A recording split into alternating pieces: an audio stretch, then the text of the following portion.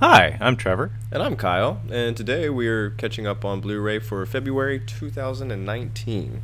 Yes, for the folks out there who might not be familiar with this, Catching Up on Blu-ray is a special monthly episode we do on the podcast, wherein we look up the upcoming video releases, home video releases for films in the coming month. VHS, Laserdisc, you know.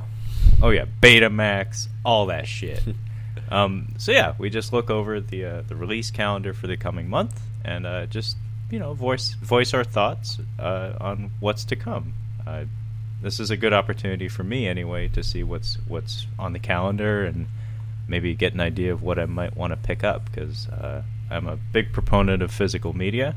I own far too many movies, and for Kyle, I know there's a lot of special editions and Criterion releases that this is a nice way for him to become aware of. So it's good way to get excited about something about a month down the road. I'm actually going to be catching up on Criterion tonight.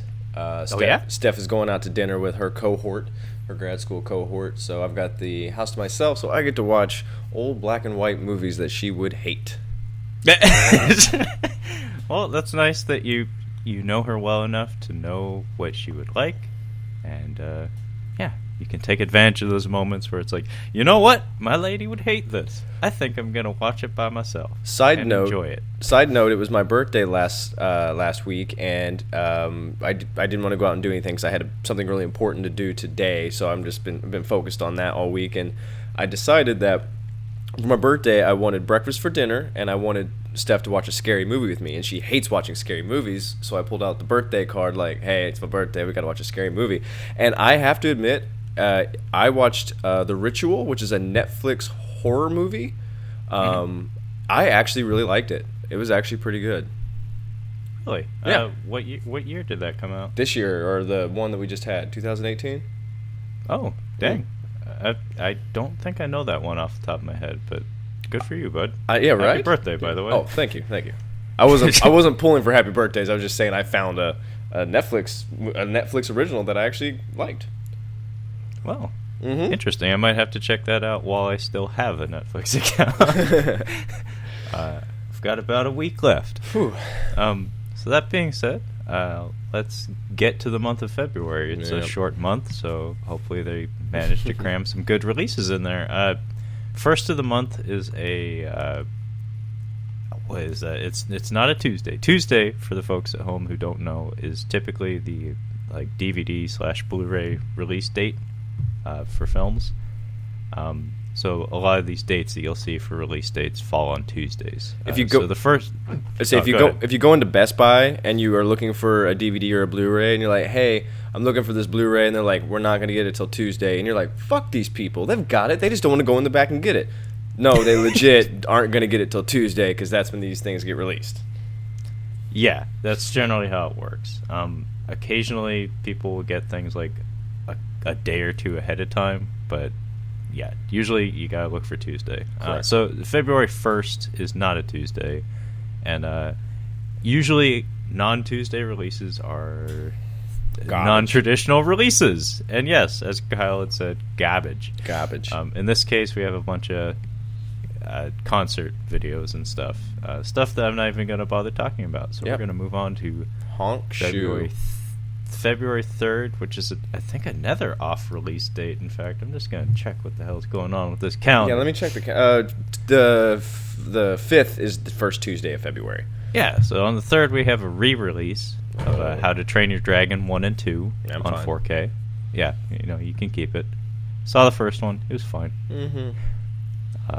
February 4th, we have an Arrow release of something called The Fifth Chord, which, based on that name, Luigi Bazzoni, I can assume is an Italian noir of some sort. Kind of cool cover art. I like the hand, but obviously not a very high-profile release if it's coming out on a Monday. No.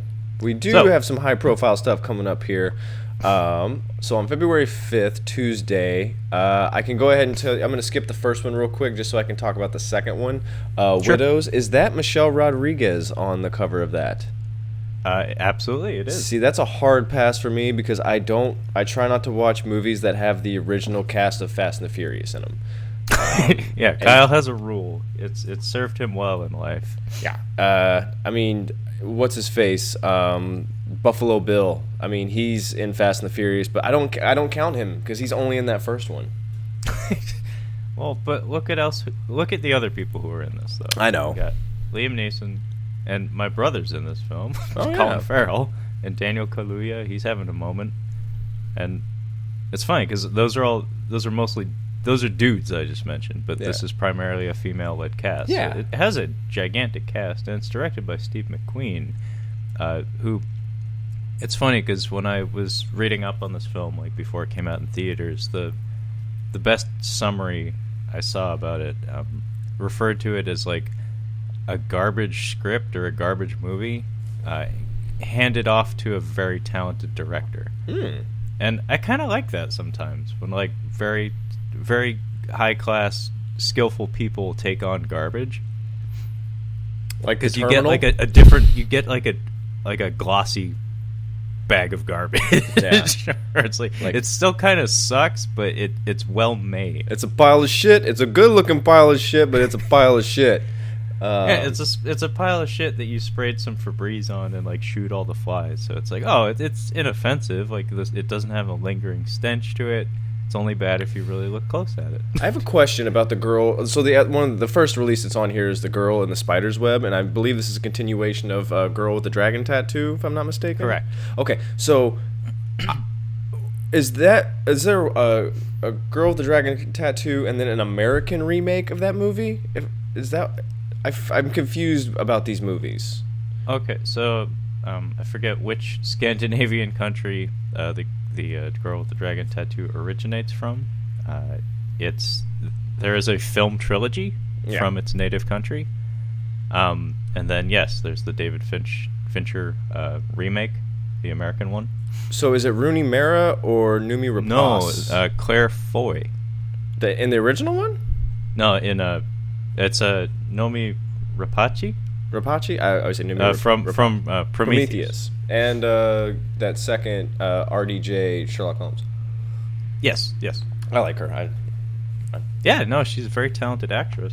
But yeah. Have you heard anything about this movie? Because I haven't heard anything. The trailers for it looked very stupid. Yeah. It looked like, oh my god, long lost evil sister subplot or something. It's like it looked like that was literally the plot, that like somebody had a long lost lover or evil sister or something that comes back to wreak havoc. Yeah, I'm fine. It seemed very comic booky, at least from the trailer. And as far as I know, it kind of flew in under the radar because that David Fincher, I mean, it's a David Fincher movie. Yeah. When that came out, that got a huge fanfare. Like, I remember. That was promoted to shit. It was a big deal. This one just kind of like came and went. The opening titles for his Girl with the Dragon Tattoo, man, that was spectacular stuff. Did you see it, by the way? The Girl with the Dragon Tattoo? Yeah, the American one. I didn't see it. Okay, well, maybe look up the first couple minutes just to see the title sequence. I'll check it out. It's like Bond by way of Marilyn Manson or something. Oh, okay. Anyway, moving on, we have the Cloverfield Paradox getting a Blu-ray release that used to be a Netflix exclusive, but a lot of stuff on Netflix does find its way to physical media at some point. I can't remember. When is the Super Bowl played, Kyle? Next Sunday. Next Sunday. Correct. So always in February? Yeah. Generally, yeah. Okay. It's February 2nd to 4th, 5th, right around there. First weekend in February, typically. So that tells me that it took a whole year for this to find its way to physical media. I tried watching it. I got about 20 minutes into it, and I couldn't do it. It was awful. I did like the 10 Cloverfield Lane. That movie is fantastic. Oh yeah, no, that was a great time. Those last 10 minutes or so I'm not so sure about, but the rest of it, You know holy what? shit. Great performances. You know what? I think it's a hard thing. It's hard to end a movie. I'm better than you as of recently. I watched Moonlight. Have you seen Moonlight? No, I have not. Kind of an ambiguous ending. Kind of we don't get a clear ending of what happened. Really good movie. But I also watched 3 Billboards Outside Ebbing, Missouri. Have you seen that? No, but I mean, you have a thing for that director, so I'm surprised it took you this long. You know what? I was just never in the mood for it, but it is outstanding, and we're left with an ambiguous ending. And I was fine with both of those, but I appreciated what they did with 10 Cloverfield Lane because it was a great movie, and then the ending just went bonkers. I'm like, fuck it. Why not? I'm not going to spoil it for anybody if you haven't seen it. Yeah, we're not going to spoil it here, but yeah, the lead up to the ending is fantastic. Yeah. And then the ending kind of happens, and you're like, for me anyway, I was just like, huh. Did you want it to be the ending of I Am Legend? Like, I didn't want that. I didn't want it to, Well, hang on. Which ending? Of I Am Legend? The mega happy ending. Mega happy ending. Yeah. Okay. Damn, we didn't even try to get that in that episode. It just happened.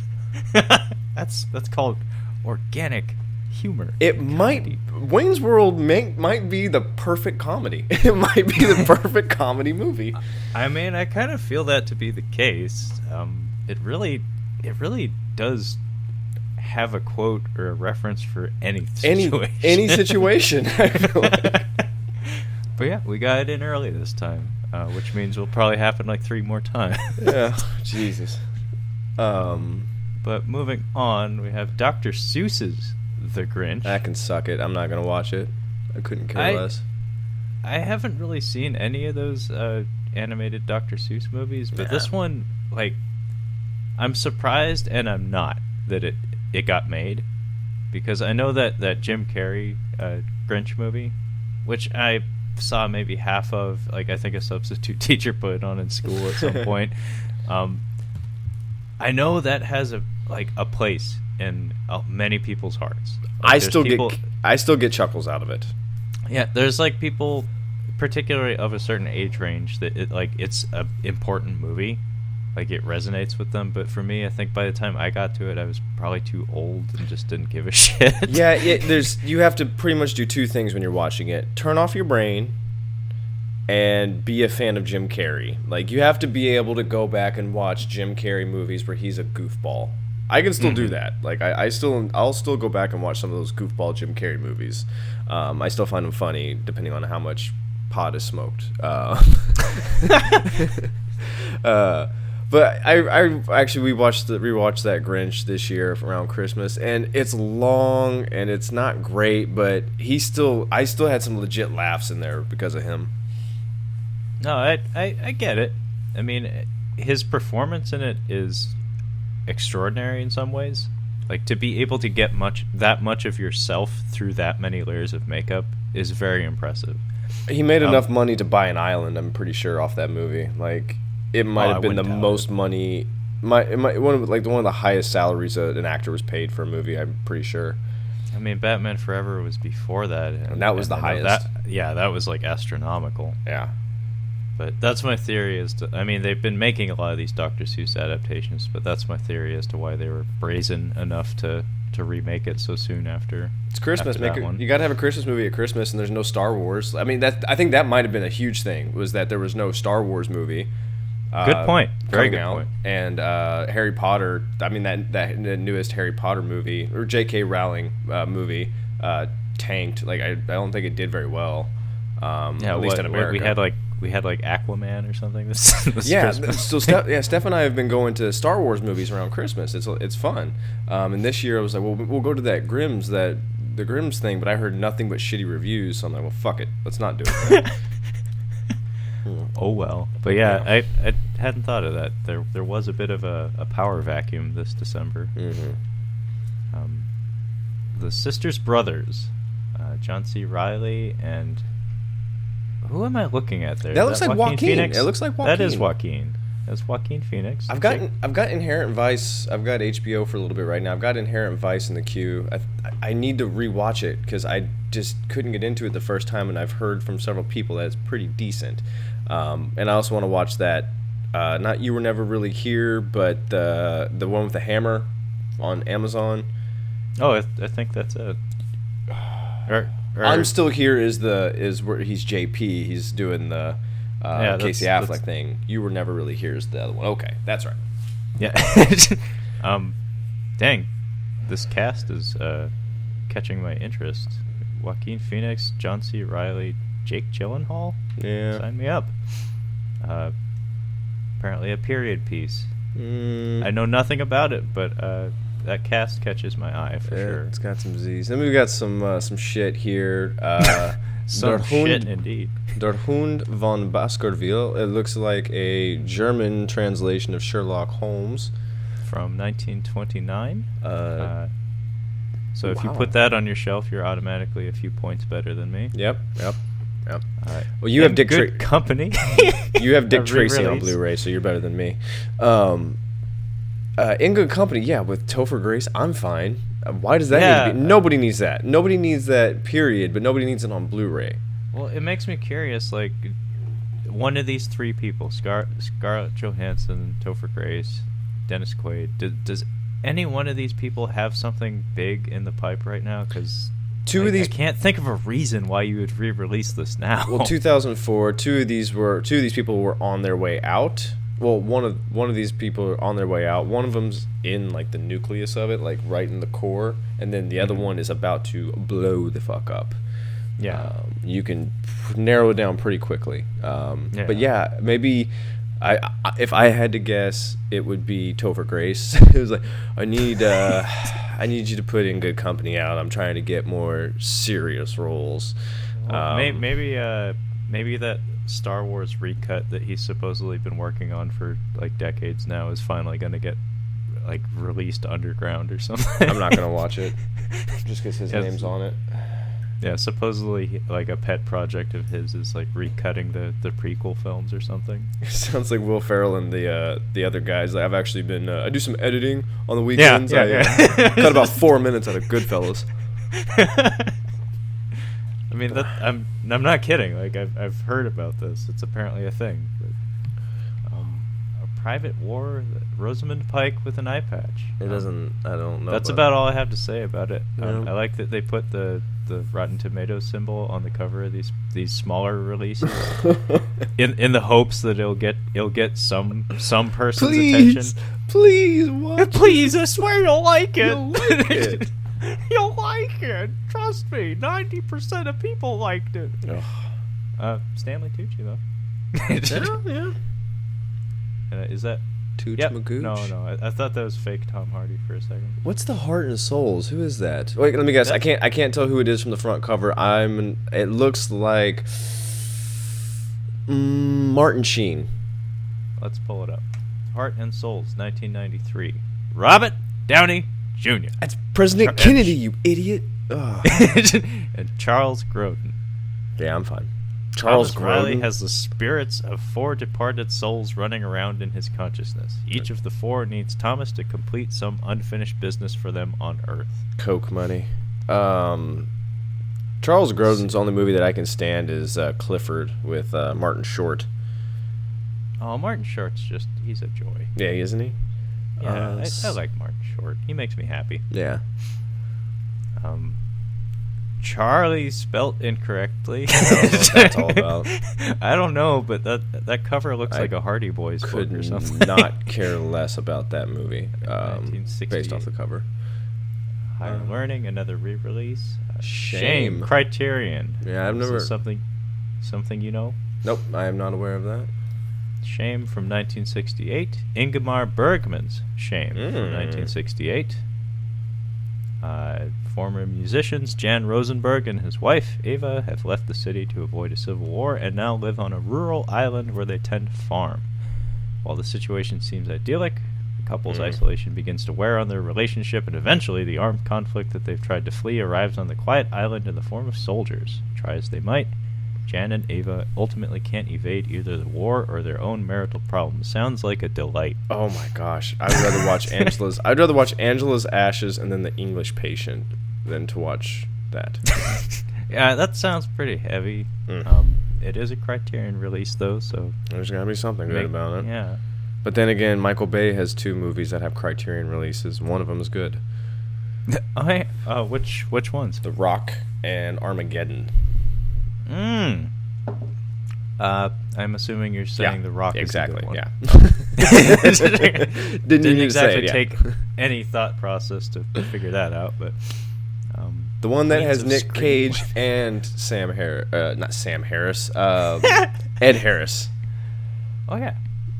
No, the cast in that film is actually like kind of remarkable. Mm-hmm. I mean, if you ask me, William Forsythe deserves an Oscar at some point. Well, he's been on the Rob Zombie. He jumped on the Rob Zombie train. I think that might have passed him up. Yeah. He also I don't know. He got kind of bloated. He was really good. He had a very minor role on Boardwalk Empire, but he was really good.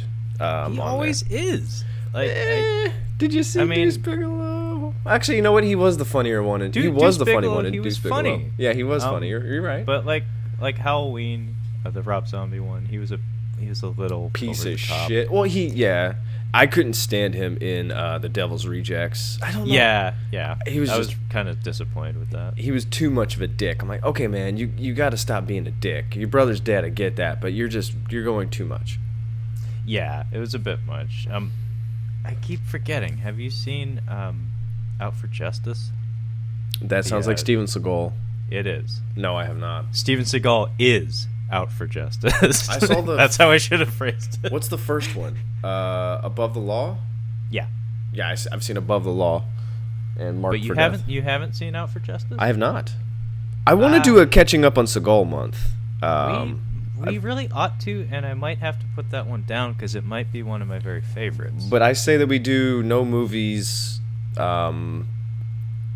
within a year of his, at least a year within his allegations of his sex dungeon or his sexual harassment claims.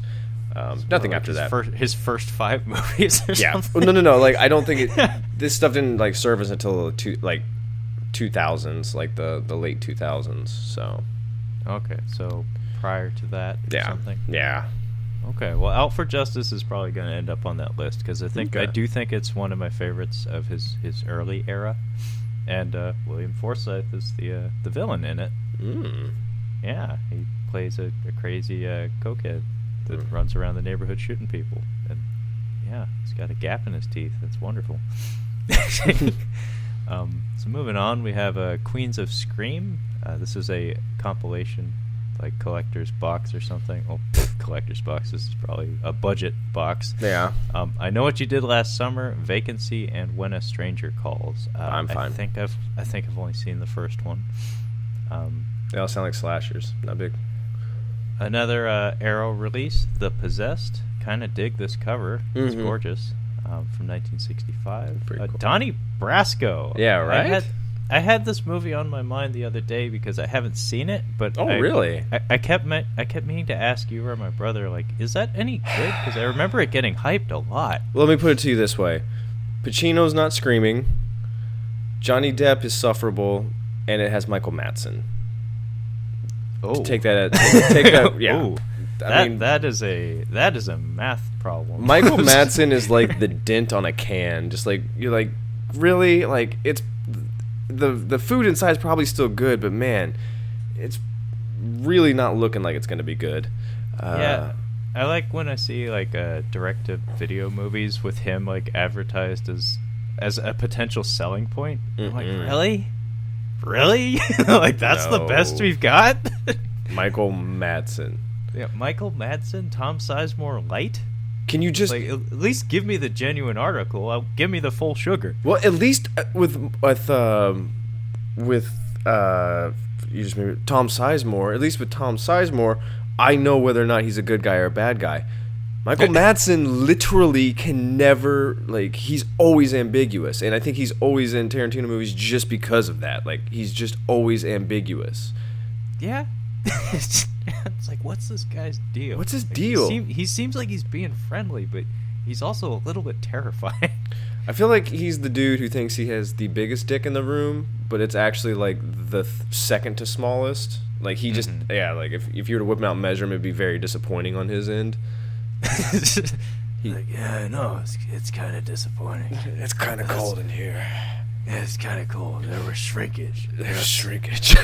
That's I do like him. why I talk like this. I'll give him Kill Bill. The Kill Bill movies he was good in. I liked his death. So yeah, no, I mean, yeah, I'll give him that. I'll give him that. Sure. Yeah. Poetic Justice. Man, this is. I mean, this is not a good release month. Yeah, I know January and February tend to be not so great because I think you pointed out last month Christmas burnout and stuff. Yeah, there's like probably not much to people's wallets are empty, and so it's not wise to throw a whole bunch of high-profile releases at them because they'll probably not buy them right away. People aren't buying shit. They spent all their money. They're like, we gotta make money. February's a making money month. I gotta get new clients. I gotta figure some shit out this month. But yeah, tons of re-releases. Like Poetic Justice, Janet Jackson movie, and Tupac, apparently. Tupac. And Shadowlands, Anthony Hopkins, and Deborah Winger. Nothing on here is popping out. Zachariah, that's an interesting cover. I like the cover. It looks interesting. It reminds me of, like, the 70s Westworld. Yeah, that's what I kind of Cloverfield 3-pack. I mean, why not if you're going to put out the new one? That's what you do. You put them all together in one box. Aircraft Carrier, that is a hideous cover. It looks like it's from the 80s. It's from 2016. That is ridiculous. I think this might be like a documentary, I hope. Aircraft Carrier, Guardian of the Seas on 4K. I need to know, what is this? The mission to protect and defend the world's oceans has become far more complex and challenging in recent years. The naval aviation has become increasingly vital to success. One of the greatest engineering feats in history, the modern U.S. nuclear carrier, is a masterpiece of technology, and the flagship of the fleet, with RIMPAC, the world's largest and most comprehensive international maritime training exercise providing a stunning visual context for the story. Find yourself aboard the carrier, alongside the 5,000 highly skilled sea and air personnel conducting flight operations in the midst of the simulated war exercises taking place there. Okay, this is a documentary. It looks like they just took footage during the war games and made a movie out of it. So it's an advertisement. Hopefully, I think that was actually the premise of the Battleship movie. Also, I was actually it took place during RIMPAC. I was on my carrier when I first got there. They had Shia LaBeouf, Megan Fox, and that Tad Hamilton guy. Oh, and Tyrese. Is that the right one? They were there. They were there filming. They filmed that on my ship. I remember they were the Transformer guys. I remember Tad was in a uniform in the hangar bay. I'm like, who's that dude? And I'm like, oh, that's that dude from Transform, like from the Tad Hamilton movie. I'm like, why is he in a uniform? And someone's like, oh, the remember the Transformers people are here. I'm like, oh yeah, that's right, I forgot. I'm like, why the fuck was he in a uniform? Walter Moth, is this a Koch Walter Matthau directed film, or is he just in it? It says a Jack Lemmon film with Walter Matthau, so maybe the two of them collaborated. Again? Yeah, directed by Jack Lemmon. For the billionth time. Walter Matthau. That's cool, though. No. I didn't know Jack Lemmon directed, so I don't think he did much. Like, he probably wasn't very good. Yeah. Oh my god. The rest of this sucks. Yeah. I do need to. Black 47. Okay, so when I saw Hugo Weaving here, looking all haggard and stuff, I thought that was Sting for a second. It does look like Sting. I'll give you that. It does. So I need to pause things just for a second and nerd out for a minute. Mobile Suit Gundam, Thunderbolt, Bandit Flower.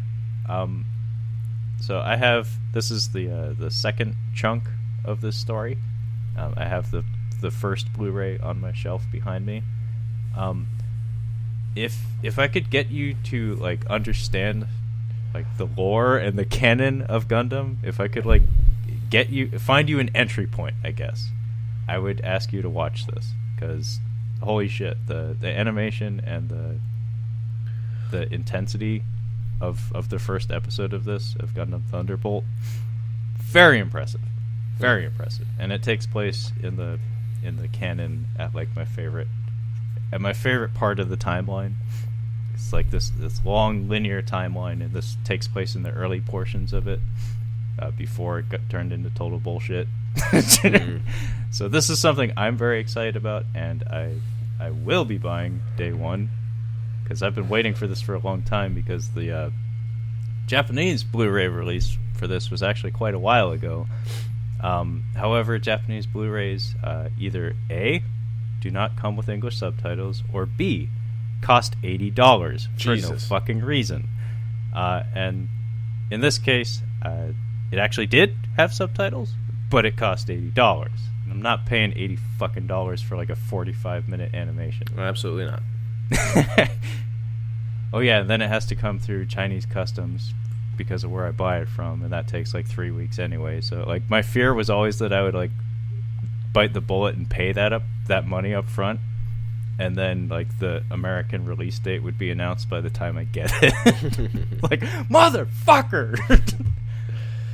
Okay, that's wise. You got served and stomped the yard in the same box. If you're gonna waste money, why not waste it at one time?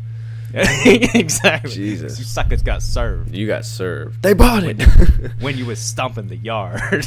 You Might Be the Killer, 2018. That looks like a late 70s, early 80s slasher horror. This throwback aesthetic, man.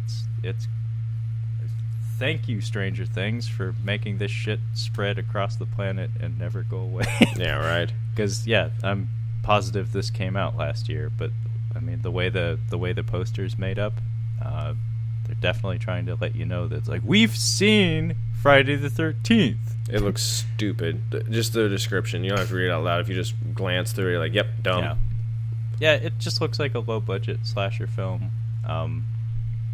I'll have to read up on it, actually, because it might be one of those secret good ones. That happens with slasher movies, is that like there's so many of them released from year to year that occasionally like a really good one comes out and it just flies in under the radar.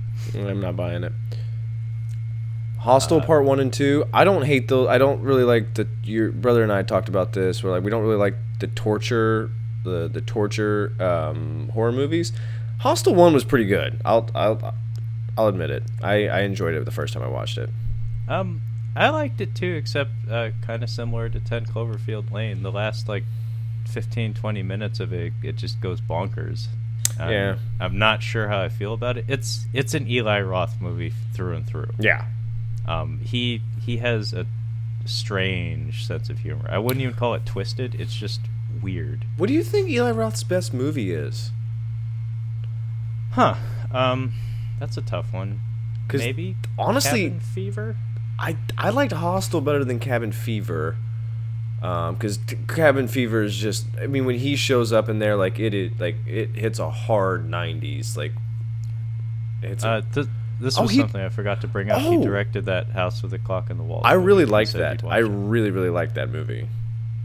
I was shocked that I liked it. I did like Cabin Fever. It felt the most cohesive, I guess, of his movies. Mm-hmm. Where a big thing that I've noticed is, like I said, his sense of humor is very strange. Where he likes to inject humor in situations where it's probably not all that appropriate, but it probably makes him laugh. Did he do The Last Exorcism? I think he just produced it. Okay, I was gonna say, I'm like, that was actually pretty decent as far as those possession movies went. You folks at home can't see it, but I just pulled up a list of projects that he's been involved in, and the majority of these are just produced. I think that Hostel probably is my favorite of his movies. I have a soft spot for Green Inferno. There were some pretty cool makeup effects, like what they did with the movie. It could have been better, absolutely. But I definitely had some cringeworthy moments. But I think House with the Clocks on the Walls is his best movie. Now that I look at it. Wow. Yeah. I mean, it's probably his highest budgeted film. I really enjoyed it. Well, I haven't seen it obviously, but I saw a behind the scenes featurette where they had a mechanical Jack Black. It was like a baby with his like full-sized head. Yeah. And I was like, that's charming as all hell. If you need a good date night movie, that's a good date night movie. Okay. And I'm falling in love with Jack Black.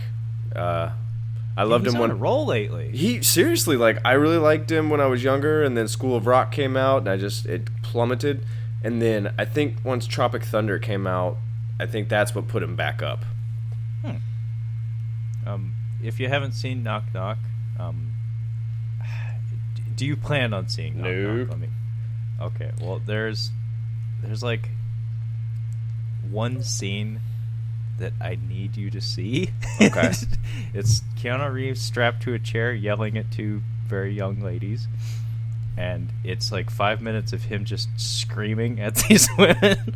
And it is amazing. Did you know I don't think Eli Roth's with his girl, that Brazilian girl, anymore. Oh, what? I know. I think she's a Chilean. Chilean.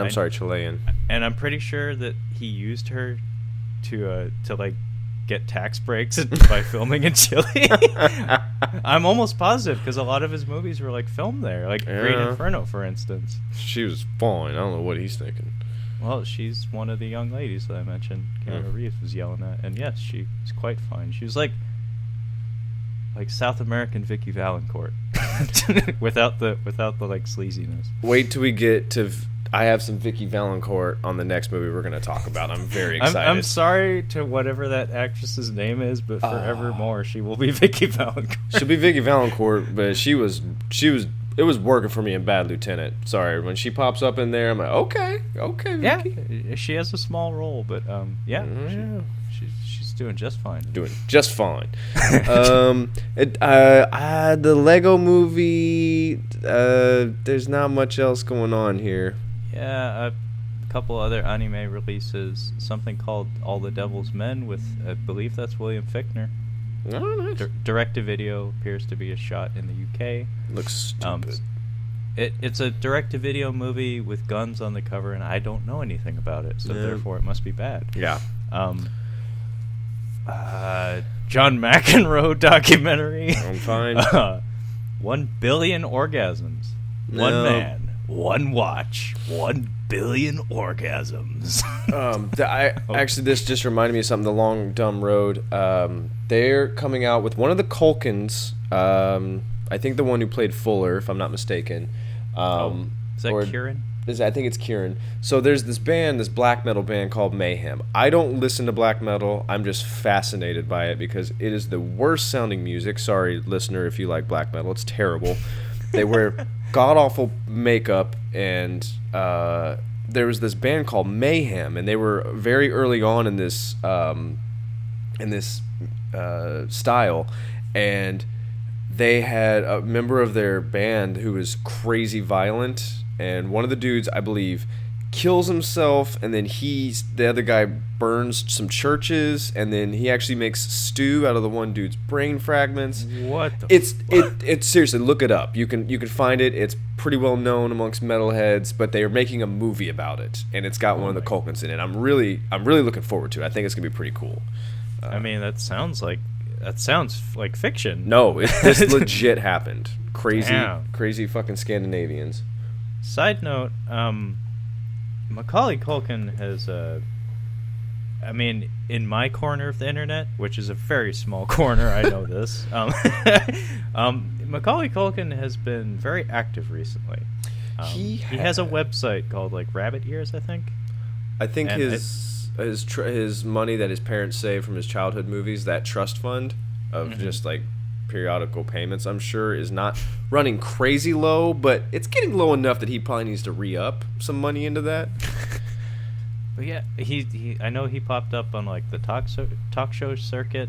He did a Home Alone themed commercial for the Christmas season. He popped up on the guys from Wisconsin, the Red Letter Media guys. He popped up on their show. He popped up on the Angry Video Game Nerd show. He's been doing like a promotional blitz over the past few months, and I'm curious as to why the timing, like why now. But yeah, he has some sort of website called Rabbit Ears, and it's supposed to be, I guess, kind of like The Onion or something. Oh, okay. I haven't looked into it, but it was just really weird seeing this guy who's been so mysterious and hidden from the public eye for so long just re-emerge and be everywhere. He's like one of the Olsen twins coming out of hiding. Yeah, but like not only be everywhere, but like be everywhere in the direction that I'm looking, which is, like I said, kind of an obscure corner of the internet. Man, there is nothing going on. What's our next release date here? Well, that was just 1 week. So there we go. February 11th, this cover is interesting. Yeah, right? She was so pretty. And she was so pretty, be good for goodness sake? Is this a slasher movie? That's bad. I mean, it looks bad. It's just, I don't know this movie. I don't think anybody does, Trevor. But I got to know. Okay, so now we're getting to the meat of it. February 12th, Popcorn. Yeah, what is that? It looks like a From Beyond cover. Yeah, actually, very much so. It does look like From Beyond. A group of film students plan an all-night horror film festival in order to raise funds for their cinematic club. They decide to show a number of fictional horror films from the 1950s that rely on gimmicks such as 3D. From 1991, looks like a horror film for fans of horror. This could be fun. I'll have to look it up. Okay, I'm not, but you go for that. I mean, I'm not gonna buy it or anything. I don't blind buy things unless I'm like really sure that it's gonna be good. But yeah, good cover. Bohemian Rhapsody. I saw this in the theater. How was that? It's pretty good. It's a little bit sugar-coated, I think. Okay. They do not get into like the nitty-gritty of like the low points, I guess, in the character's journey are not why you're watching the movie. No. It's more of a positive experience. Well, good, because Freddie Mercury was he's always associated with positive, and you should do a movie like that. Don't talk about the negatives of Freddie Mercury's life. Yeah, it's a solid movie. I know interesting. I know that dude's just adored because he did such a good job, apparently. He really does. It's actually a pretty strong cast all around. Interesting note is that John Ottman is a composer that Bryan Singer, who we're not allowed to talk about anymore. He works with him pretty consistently, and fun fact, John Ottman is also a film editor, and oftentimes he edits the films that he composes. And it really showed in the editing, the construction of this film, because there's a lot of, obviously there's a lot of music in the film. Yeah. And the flow of the editing really services the music. Real quick, I want to ask you a question before we get to it. Horror Express, if you look down, is that Grand Moff Tarkin? 'Tis. Okay. Anyway, we'll get there. Sorry, it was bothering me. I tried watching Valentine 2001. It sucks, probably. Fright Night. I started to watch this one night around Halloween-ish, and I just couldn't get past the first 15 minutes. I know this is one that you like. I do like that one. I just couldn't get past it. Audition, that's a Takashi Miike movie. That's been on my list for a long time. It's just I don't know when I want to watch a Japanese girl torture a Japanese businessman. I don't know what kind of mood I need to be in for that. That seems like it needs to be a rainy Saturday evening, kind of like when you'd want to watch Seven. That's about the time to watch Audition, I think. Okay. Yeah, Takashi Miike has his influence is very widespread. Eli Roth seems to adore him, to the extent that he actually put him in Hostel. I'm not surprised. As an extra. Poison Ivy Collection? Oh my god. I didn't know there were 4 films in that series. Are there 4? It looks like there's more, Trevor. Is that 4? Yeah, that is 4. 4 films of seduction. That's not seduction. from 1992 to 2008. So That's the Horror closest. Express. That's the closest you can get not put on a list. Is to get that movie, just to watch those movies. Jeez. Horror Express. I only know this movie from a online movie critic. He did a review of this movie like a couple years ago, so I know it from that. It looks like a post Vincent Price kind of movie.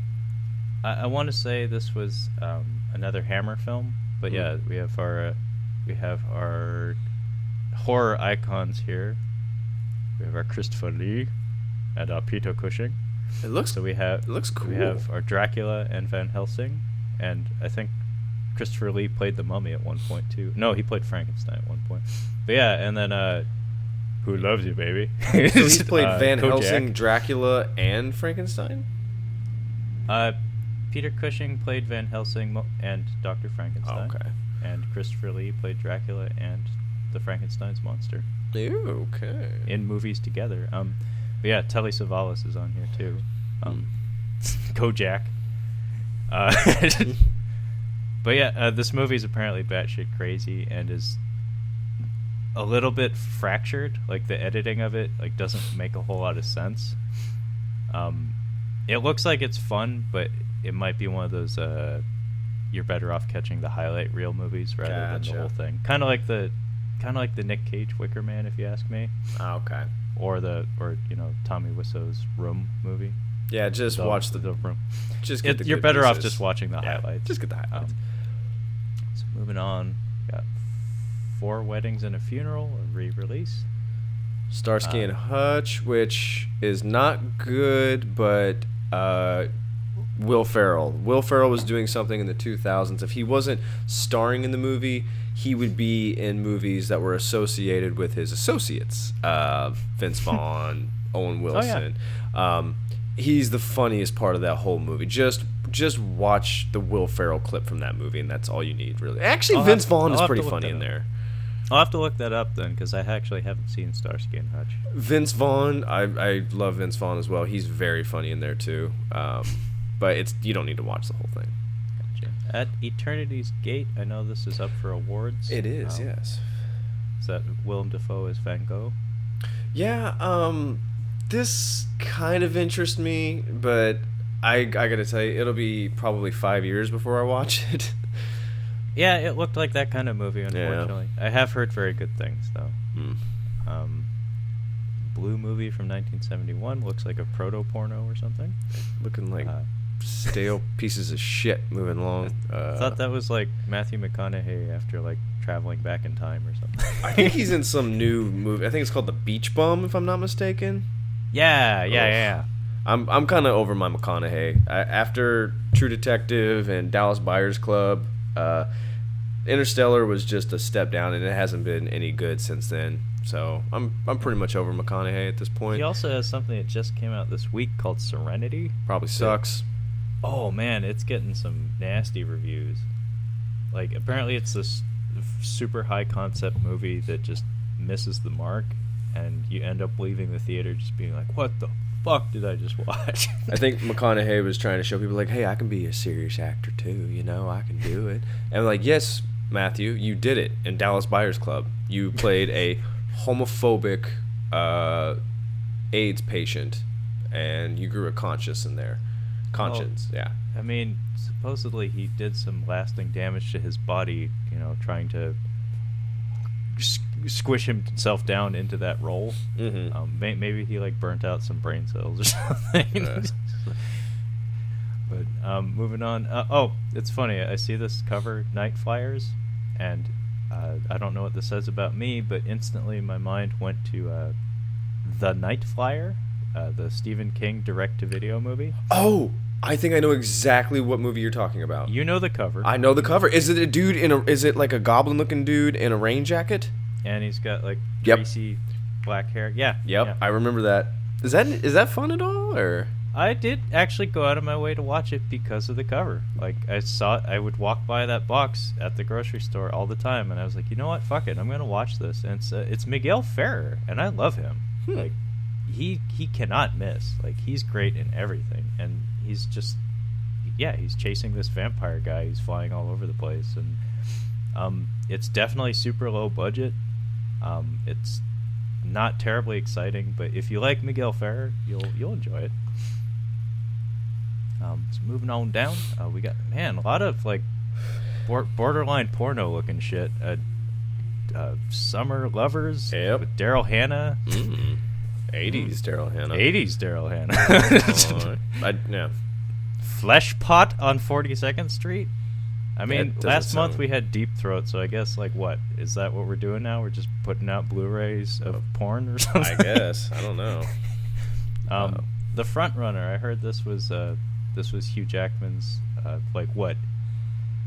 Fifth, sixth attempt at getting an Oscar nod? I'm going to send you a Graham Norton video. I just reminded McConaughey had a douchey comment on there to one of the other people. He just said something about, like, he's like, what, you can't get laid or something? Like, he was calling out the dude or something. Like, oh, fuck off. But there's a funny Hugh Jackman, and Hugh Jackman seems like the nicest guy in the world, by the way. He does. He's talking with Magneto. Which Magneto? Sir Ian McKellen. Okay, and, Sir Ian. They have such a funny exchange back and forth. I'm gonna have to send it to you. I'd like to see that. Yeah. But yeah, this movie. Apparently, the timing of it's kind of funny because it's about like political controversy and about the press destroying a potential great politician. So the timing's a little funky, but apparently he's very good in it, and it's a very good movie. I might end up watching it, especially because I want his haircut in it, like the promotion for it. I'm like, what happened to your sideburns? It's like, you look like you're just like wearing a raccoon on your head or something. I need to see that for 2 hours. I thought I was playing Davy Crockett. Oh my god. Hugh Jackman as John Wayne in the John Wayne story. No. Hugh Jackman as John Wayne as Genghis Khan. Hugh Jackman as John Wayne as Genghis Khan in The Conqueror 2. More Conqueror. Oh, man. What else jumping out at you? Nothing. None Shall Escape looks kind of cool from the cover art, but it's 1944, and it probably is going to put me to sleep. Yeah, there's a bit of a cutoff date sometimes when it comes to, like when you're dealing with movies that aren't, like, the cream of the crop of that time. Yeah. Like, sometimes watching crap from that era is just not bearable. Yeah, you don't want to watch, like you, if you were to go back in, like, 30, if you're in 30 years from now, you're to go back and, like, ooh, look at this Traffic. And, like, you have all these different, like, these big name actors were all in this one movie. It looks pretty good. And you watch it, like, wow, that was really good. And then you see Crash, and you're like, oh, it's probably just like that. And then you watch Crash, and you're like, fuck, that sucked. Yeah. I don't think I'll ever end up watching Crash. Did you see Traffic?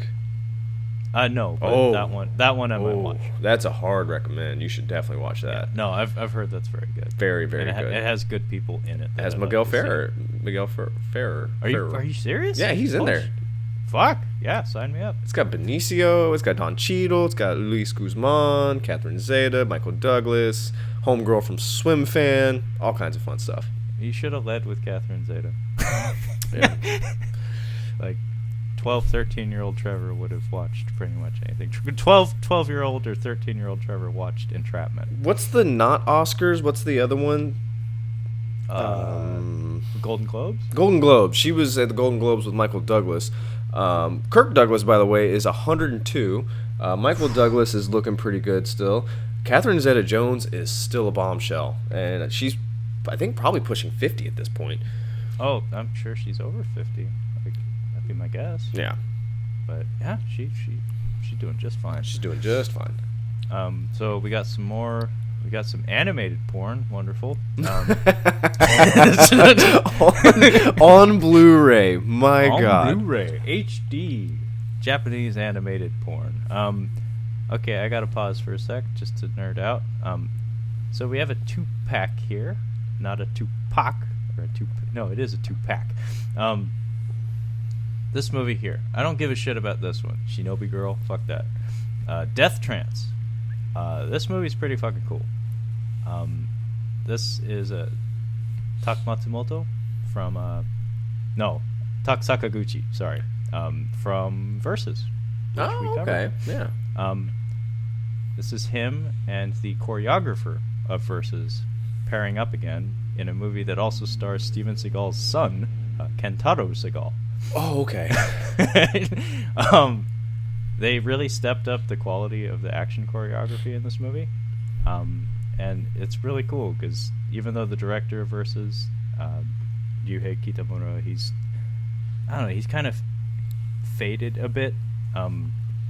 The director / choreographer of this movie has kind of gone on to become like one of the premier talents in Japanese cinema, and this was like his first solo project. Okay. I might have you watch that at some point. Okay. It's pretty stupid, but they make very good use of the resources that they have, and like I said, the action component of it is like bitchin' awesome. It's a good example of what can happen when a talented choreographer has just like, instead of $5, he has like $10. Like, and like one more week to work on the project. So the rest of that week of February 12th is mostly just crap I'd rather not go into. So let's move on to February 19th, the following week. This should probably be what? Go ahead. This is a big week. I was gonna say this should be the biggest week. Let's see here. Star is Born. It's a remake of an Oscar award-winning movie, if I'm not mistaken, with Chris Christopherson. It's a remake of a remake, if I remember right. It's one of those. We're just scraping It's like Ben-Hur. We make it every few years. Okay, so this is horseshit. Why do they get to do that? Why do this movie did really well and then the remake did really well, so we're gonna remake it again? Like that, it's stupid. I'm sorry. I'm not gonna watch it. I haven't seen any version of this movie. I've heard this is an excellent film with excellent performances. I think the biggest reason why you can remake a story like this now and have it be okay is social media and the internet. Just the concept of fame is radically different than it was a few decades ago. I would just watch the Chris Christopherson version because I'd like to see him in something not Blade or Payback related. Oh, have you seen Fire Down Below? Nope. Steven Seagal. Chris Christopherson is your villain. Ooh. Now you have my attention. You had my curiosity. Now you have my attention. Overlord. Is this that video game looking zombie-ish movie?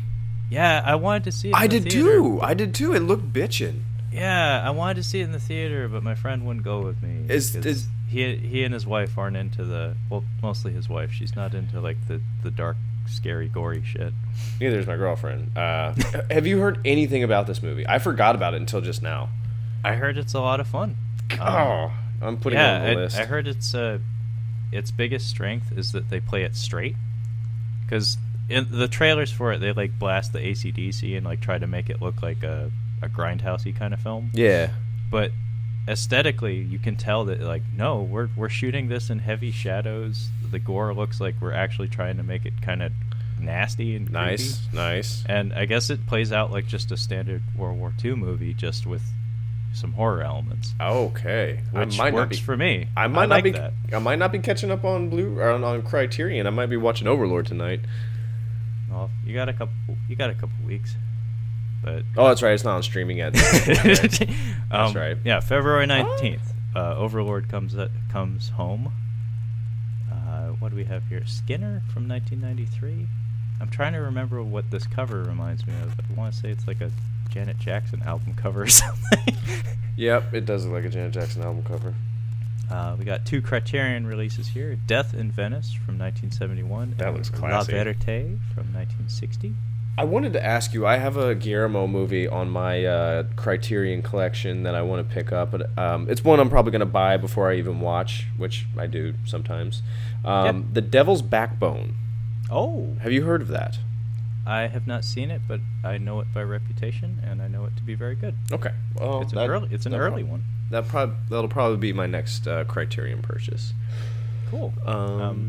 Sheena. Looks like porn. more porn from 1984. We're rocking the retro VHS look, which, as we've seen in the past couple of months, is rapidly becoming a thing. Year of the Dragon. That's Mickey Rourke. That is Mickey Rourke. And that is John Lone, who was having a moment in Hollywood in the 80s and 90s. One of the few Chinese actors that can claim to have done that in those decades. I didn't know this movie until about a week ago when a website that I follow, City on Fire, they posted an article about this, and they had the trailer in there. It looks like something I might enjoy. I'm not going to buy it, I don't think, but when it becomes available, I might just check it out. Okay. What do we have here? Neighbors from 1981, starring John Belushi and Dan Aykroyd. I'm fine. Yeah, I'm not sure about that, but this is a hideous cover, but the cast has my attention. Is it the Brat Pack? Youngblood, Rob Lowe and Patrick Swayze. Not quite. Hideous cover. Awful. Absolutely terrible. But yeah, that cast works for me. Robin Hood. I have heard some shit about this movie. Why would you watch it? Like, you can judge movies by the cover. Like, that's the beautiful thing. And I could tell you from the cover and any preview that movie was gonna. You can't have a cool new take on Robin Hood. Like, it has to stay in that time period. You can't make people jumping around like the fucking the Jabberwockies and stuff. Like, you can't have What? Jabberwockies. I believe they're either Korean or Japanese the dancers, like the five dancers, the stomp the yard kind of dudes. Okay. I just remember seeing a preview for this, and like it felt like they were like kicking it up, like the Musketeer. Don't you know, Kyle? The only way to truly fight the man is with parkour. That's how you fight the man. It looked dumb. You spray paint things and you do parkour and you wear hoodies. Jamie Foxx is kind of on his decline as well, it seems. I don't know what his deal is, but the projects that he picks, it's like, dude, people like you.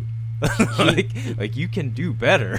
He crushed it with Any Given Sunday and Ray, and then he was good in Ali also, by the way. I didn't see Ali. I probably should watch that, because that seems like like Will Smith's Pursuit of Happiness and that movie were like good, and then everything aside from Men in Black 3 after that sucked. I like iRobot, but that's just me. I liked iRobot at the time. iRobot was stupid fun. But Jamie Foxx he's hilarious in the Horrible Boss movies. Yeah, he was good in those. He's really good in those, but yeah. He was all right in Baby Driver, but I'm not sure I agree with all the choices he made with his character, but he brought something to it. He stood out. But yeah, this Robin Hood movie, I have heard some shit about it. It's like laughable. It looks hard. It'd be hard to watch, it looks like. And they like really tried to like modernize certain elements of it, and it just falls flat on its face. This Taron Egerton kid, though, he's gonna survive it, because he has the Elton John movie coming out very soon. Ooh, speaking of an Egerton, I watched I missed the first quarter of the movie, but I watched the rest with Steph. The Gift, written and directed by Joel Edgerton. It's pretty good. Jason Bateman's an asshole. I rented that a long time ago, and it was pretty good. It was pretty good. I'd like to see more from him. Yeah, because I've always liked him. Yeah, and it was the fact that he directed it that I wanted to watch it. You forget that he's in Smokin' Aces too. Oh shit, I did. Yeah. Wow. I know I brought it up before, but I might have you watch Warrior. He's he and Tom Hardy are actually Joel Edgerton is the lead. Tom Hardy's just kind of there, but they're in it together, and I like it. I think it's a good movie. Well, I've heard good things. It's one of those movies that has not. I've not been attracted to it at all. I just didn't. What, you don't want to see Brian Callen do a Joe Rogan impression? No, I don't want to see Brian Callen do anything. I don't want to see Brian Callen at all. No Brian Callen.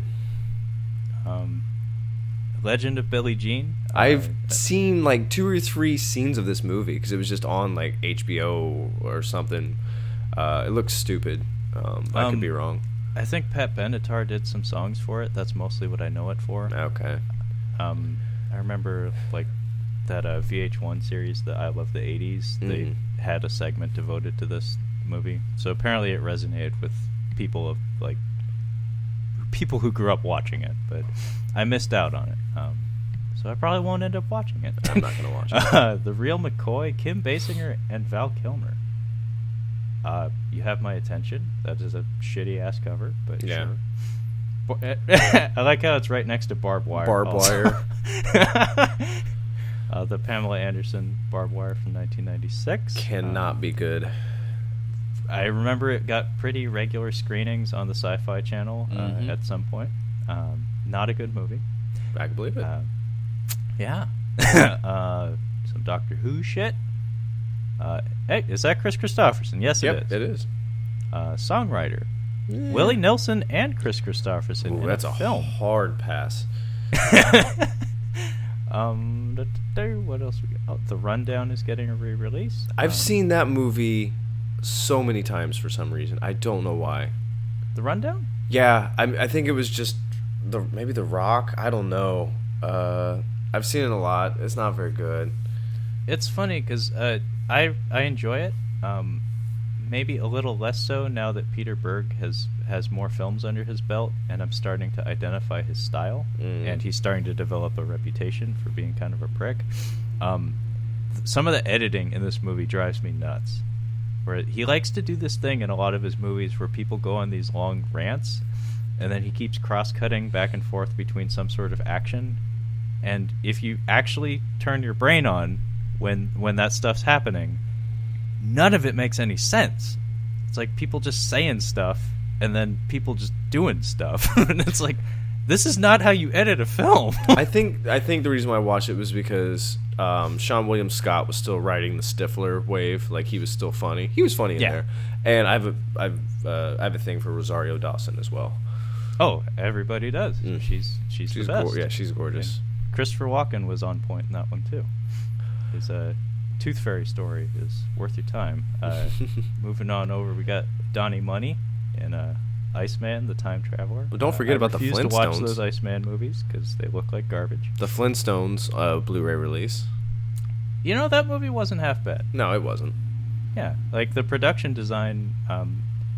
I'm convinced that somebody saw the Addams Family and was like, hey, like, if we build really elaborate sets and like make lots of fancy props and stuff, people seem to like that. Let's do that, but let's put color in it. They did something really well with both movies, is they got good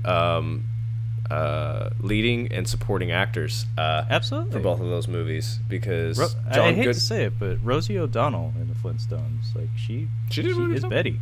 She is Betty. John Goodman as, Fred Flintstone, Rick Moranis, and then you have Christopher Lloyd and Raul Julia. Like, they did a good job casting those movies. That's why they're both. I'm not going to rewatch the Flintstones. I've seen it enough. I don't need to watch it again. Yeah, but yeah, I get it. It was fine. Yeah. It's not a bad adaptation. This movie, Backtrace, Matthew Modine with the saddest haircut I've ever seen. I thought it was Dolph Lundgren. Yeah, no, it looks like not Fat Val Kilmer. Like they not like Fat Val Kilmer. That's a name I haven't heard in a long time. That is a name. Not Fat Val Kilmer, but with like the saddest haircut ever. He's not even skinny in Bad Lieutenant. Is that that's after MacGruber? No, that's before MacGruber. That's, I think, before MacGruber, and he's borderline Fat Val Kilmer, but I'm still gonna call him fat. I don't think he's been skinny since The Island of Dr. Moreau, or Ghost. I think you're right. Or Ghost in the Darkness. So moving on, we got Crybaby here. I believe that's John a Waters. John Waters film. I started to watch it, but I can see watching it, but at the time I just was not in the mood for it. I haven't seen it. It's a off the wall musical. Yeah, that's what I've heard. Yeah. I know Johnny Depp's look from this movie was very popular among Yes. Among my lady friends of a certain age range. They call it the moist maker. Yes. That is quite accurate. Beside that, I've actually told you about this before, but Frank Langella as Dracula. Oh, yeah. And Laurence Olivier. Which one's the Dracula? Is Dracula 1979? Is that the Christopher Lee one? No, I'm sorry. AD. What's the one that says AD on it? Is that the? Yeah. That's Christopher Lee. Okay. That's a Hammer film. That's been on Prime for a minute, and I just never got around to. I haven't gotten around to watching it. The only thing I remember is the opening because it takes place in the past, and they have like this chariot type chase thing that's kind of cool. But other than that, it's like just trashy hippie shit. Forgetting Sarah Marshall. Great movie. That was very good. I liked it. Hellboy 2 getting a re-release, probably just to keep Hellboy on people's minds until the movie comes out in theaters. That's exactly what it's there for. Hard Target, solid Jean-Claude Van Damme movie, first Hollywood film directed by John Woo. Definitely shows. How many doves are in there? Cop Car, I heard this was very good. Oh, okay. I could watch that. Some bacon bits. Yeah, bacon bits. Black Hat, which is a Michael Mann film, which means I'm interested, but not interested enough to actually watch it.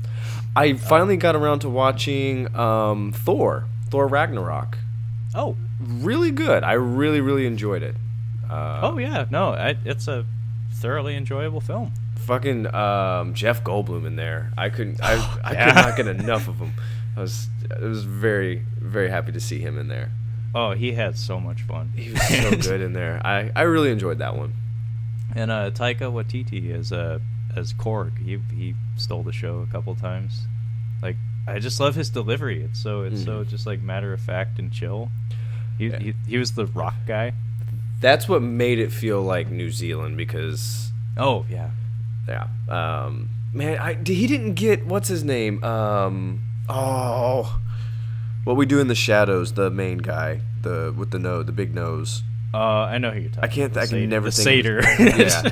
The one from Men in Black 3. How was he not in there? I don't know his name off the top of my head, but as far as I know that he wasn't in it. I know. I wish he would have been. I'm Cole. This is Make. It's just like super chill. Yeah, I liked him. We're gonna hop on that spaceship over there. You won't come? Won't come? As above, so below. I think that has to do with the catacombs underneath Paris. That could either be a documentary or it could be a horror movie. Oh, it's a horror movie. Is it? Okay. Yeah. I remember the promotions for it. It's like some American tourists get trapped in the catacombs underneath Paris. Oh, I remember that now. And they start running into apparitions and like hallucinations and that stuff. Could be fun. It looked good, although I think I'm not sure if it was like a shot from perspective film, but the promotion for it looked pretty good. There's that chef movie that I know you hate. Yeah, no. Mazinger Z Infinity. I almost bought the Japanese version of this, but I didn't because again, $80, and apparently it's coming out in a few weeks anyway. End of Watch is very high on my list of things to like actually watch at some point. Yeah, it's high on mine too. This director, what's his face? I actually need to check. David Ayer. I keep wanting to like him, but he keeps fucking up. He keeps making shit, and I think it's just because of Fury.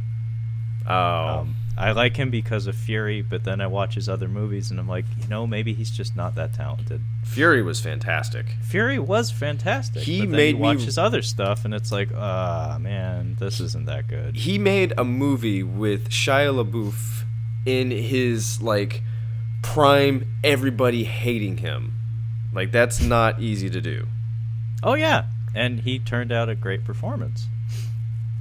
But yeah, his other movies, like I've heard Bright is a disaster. Oh yeah, I've heard it's garbage. He was a writer for Suicide Squad. He's writer and director, dude. Oh, he did direct it. You're right. And apparently, well, I've seen a couple of versions of it, and yeah, they're all terrible.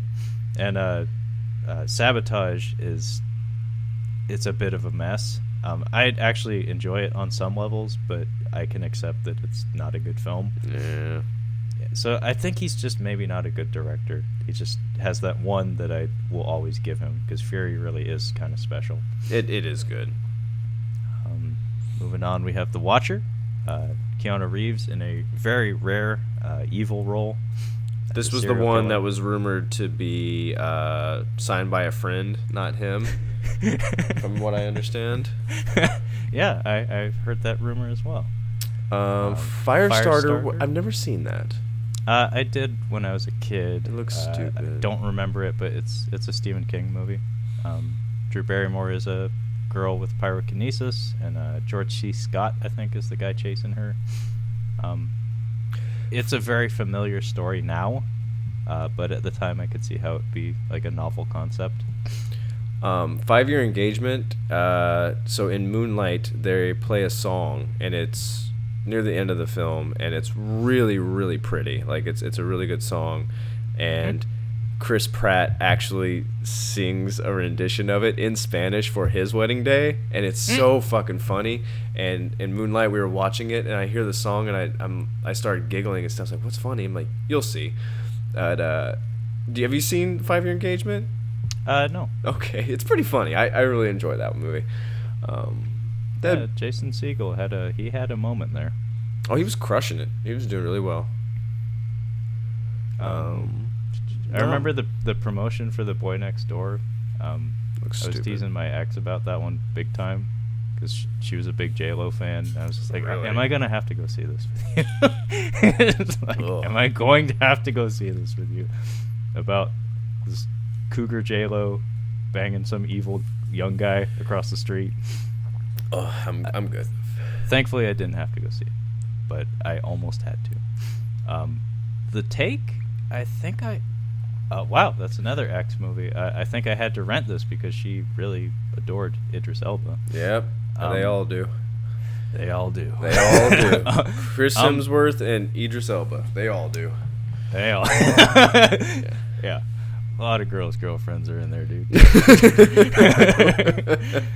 The Take it's interesting because it's like a very small, like UK action movie, but starring him, so it feels like a bigger movie than it is, but it's actually like really low budget and really small, and I don't know, sometimes I like that.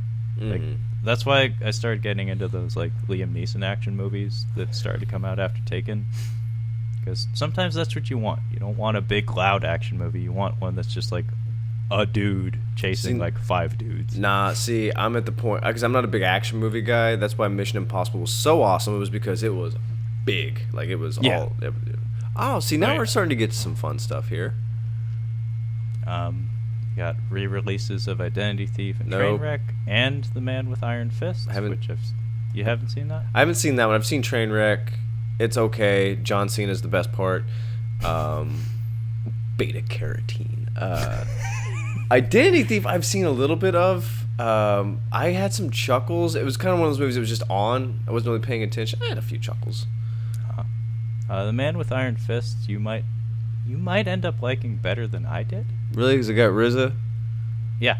And who directed it? He isn't in it much. Thankfully, they keep him to a minimum. No one from Japan. I know he's passionate about his acting, but he's not that great at it. He's very passionate. He's like the Tommy Wiseau of acting. I mean, you can tell that he's really into it, and he loves doing this stuff. But it's like, maybe you should just be like a producer or something. Just produce. You can produce. Because like when he popped up in one of the G.I. Joe movies, I was like, this movie's already not that good. You're not helping, bud. And then like same with Californication, where it's like he showed up for like a couple seasons of that, and I was like, like, although they played it up in that, where it's like he didn't need to be a good actor for that role, but the production design of this movie was a lot of fun. And Batista, before he was on top of the world. Oh shit, Randy Couture still making movies? What the fuck? Glass Jock Tour. Ouch. Right? I say that, but he would break my neck without even like breaking a sweat, like just crack. No, he'd tear your arms and legs off and beat you to death with them. Yeah. But yeah, he makes a lot of crap. Like he makes movies pretty consistently, and it's always like, what? Why are you doing this? Like when the first Expendables movie came out, I remember thinking that if you look at the cast, it's like one of these things is not like the others. So I don't know if you've seen any of the movies on this next row. Wanderlust, really good movie. I really enjoyed that. Paul Rudd and Jennifer Aniston they end up their car breaks down by a hippie commune, and they end up staying there for a while. Good stuff. Seeking a Friend for the End of the World. I really enjoyed this movie. It's kind of more drama than comedy, but I thought it was an interesting idea.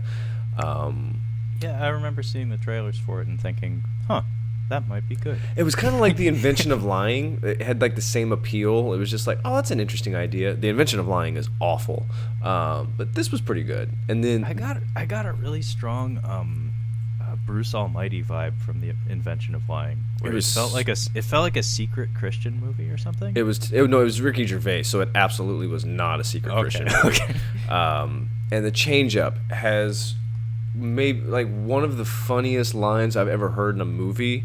It's pretty funny. It doesn't make any sense at one point because they end up switching lives, and Jason Bateman is like a lawyer or something. He works for a big company, and then what's his face? Deadpool. He's just a slacker. They switch bodies, and then Ryan Reynolds ends up being like really good at this dude's job. I'm like, absolutely not. That makes no fucking sense. It kind of dumb, but I mean, it's funny. There's some. It's Jason Bateman being not PG-13, so that's always good. That's what you want, because like the vibe I get from it is that he's kind of a gigantic asshole, but if you can point him in the right direction, yes, if you can channel that, if you can take advantage of that, you can get some great performances out of him. Seriously, that's why The Room was really good. Not The Room, The Gift. Sorry, The Gift. Yeah, no, he's a fantastic asshole, but just try. You're doing it wrong if you're trying to cast him as a likable person. No. So moving on down. Whole bunch of nothing. Looks like this is the last day of releases here. February 26th. We have Ralph Breaks the Internet. Who gives a and fuck? The Little Mermaid coming out on the same day. Couldn't care less. Disney's trying to get all your money on February 26th. Used Cars. My dad had me watch this when I was far too young. Oh, okay. I believe it's Kurt Russell as a used car salesman. Ooh, that sounds like fun. It's a fun movie. I didn't really get it, but his swagger, Yeah. The way he is, like as a child, I was just like, he's cool. I like him. Willard, I've always been curious about. It looked like a creepy movie. It's all right. I believe it's a remake because there were actually two movies. There was, I think, Willard and then Ben. Ben is this very big rat that the central character Willard has a antagonistic relationship with. It's like the one rat that doesn't listen to him. Oh, okay. It's like a prick rat. Prick rat. But if I remember right, like the big trivia point about the old Ben movie is that Michael Jackson did the title song. And I think it's actually just called like Ben or something. That's stupid. But yeah, Willard is. I mean, Crispin Glover is always going to be interesting at the very least. Yeah. Like, he doesn't do bad performances. At the very least, you'll be intrigued and want to see what he does next. Arlie Eremy plays like the antagonist of the film. I saw this when it came out. I don't really know why, but just the novelty of a mainstream release from 2003 starring Crispin Glover. That's not something you see. There weren't a lot of good choices made in the early 2000s as far as movies go, so it makes sense that you're like, well, I'm going to watch this, because, I mean, Butterfly Effect came out at that time, and I've seen that movie at least 6 times. What we got here? To Sleep with Anger has me curious.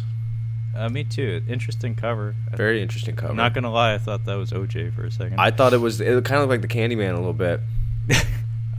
To Sleep with Anger from, 1990. I would have thought older. Yeah, but much older. Criterion release. Harry Mention, an enigmatic drifter from the South, comes to visit an old acquaintance named Gideon, who now lives in South Central Los Angeles. Harry's charming, down-home manner hides a malicious penchant for stirring up trouble, and he exerts a strange and powerful effect on Gideon and his thoroughly assimilated black middle-class family. That's Danny Glover. Oh, that is Danny Glover. That's not the Jews. No, it's not the Jews.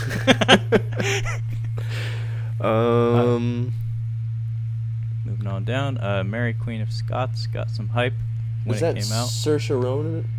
Yeah, and Margot Robbie. I have a real big crush on Saoirse. She's quite Irish, I believe. Very Irish. Very Irish. Very Irish. And Margot Robbie doing that thing that actresses and actors love to do, where they take a gorgeous human being and uglify themselves. She's still a bombshell when she looks like Yeah. Are you kidding me? Yeah, the promotions for this actually looked very intriguing. I might watch that or something at some point. The rest of this looks like it sucks. The Battle for the Lost Planet, 1986. I love that cover. Yeah? Fuck yes. I really like that cover art. 1986. After hijacking a space shuttle, a spy finds that the controls are malfunctioning and sees alien battleships approaching Earth.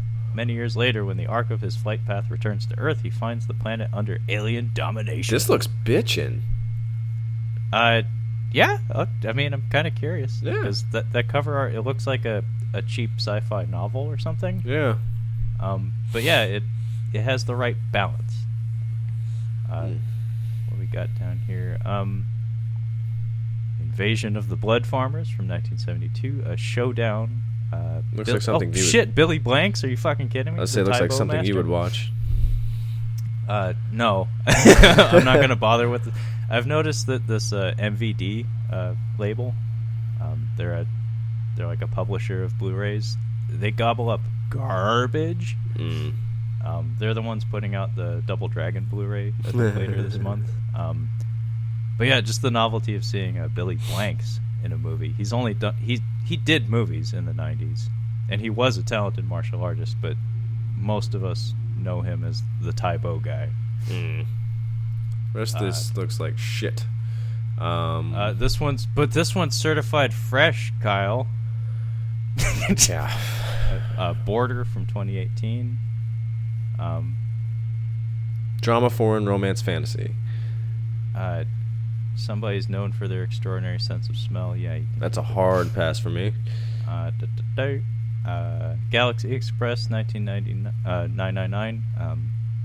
That's a classic anime. Rampant, I believe, is on Netflix exclusively right now. So damn, they're like rushing to put this out on something.